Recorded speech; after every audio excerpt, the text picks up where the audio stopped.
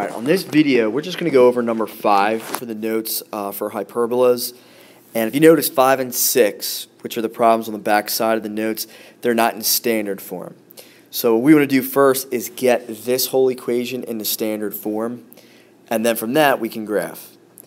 Now, the first thing we notice is this constant right there, negative 75. I want to move this over because I just want to have x squared and y squared on the left side. So if I just add 75 to both sides, we're going to have negative 5x squared plus 3y squared, and then it's going to equal positive 75. Now the one thing I notice here, this x, this is negative, so I'm just going to switch it around with that 3y squared.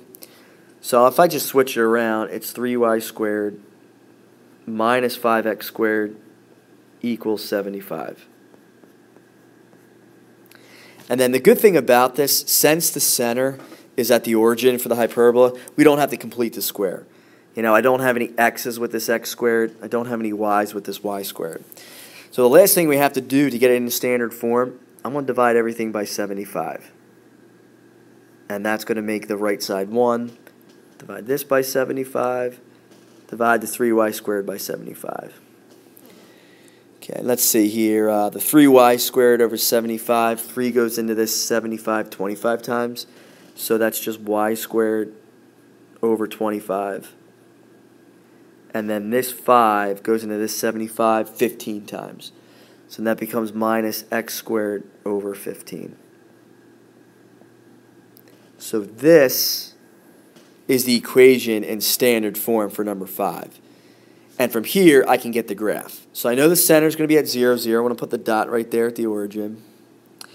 Now, this y squared, this is positive right here. So the hyperbola is going to go up and down.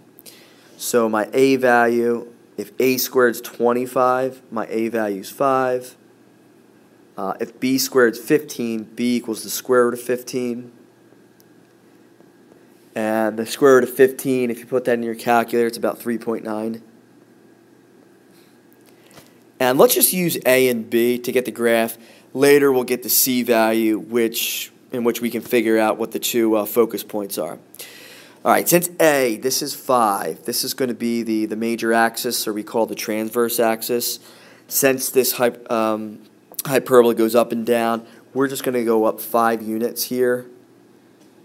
And then from the origin, right, I went up 5 units, and then I'm going to go down 5 units. So I have this point right there. That's going to be one of the vertices.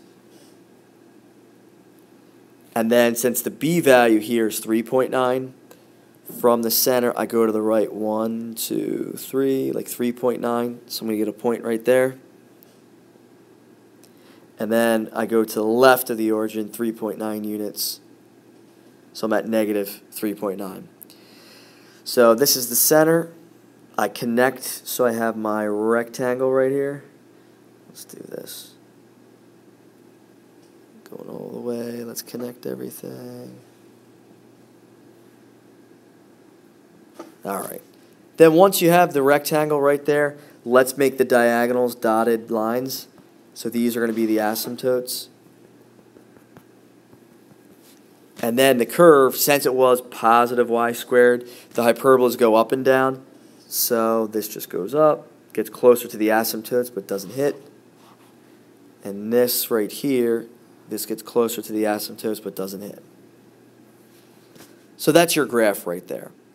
Now to figure out the vertices for this, the vertices are just these 2 points. And the ordered pairs for those would be, what is it, 0, 5, and 0, negative 5. So I'm going to list it as 0, plus or minus 5.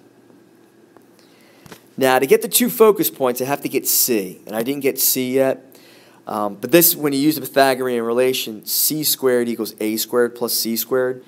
So C squared is just going to wind up equaling 25 plus 15, which gives us 40. And then when you take the square root of 40 is going to give us about 6.3. So to get the foci from the origin right here, I just go up 6.3 units, which is like right about here. So I'll put f sub 1. I go down 6.3 units, which is right about here. So say that's f sub 2. So for the focus points, these are just going to be 0, and then plus or minus that square root of 40, which is about 6.3. All right, so that's the graph for number 5, which is going to be an up and down hyperbola.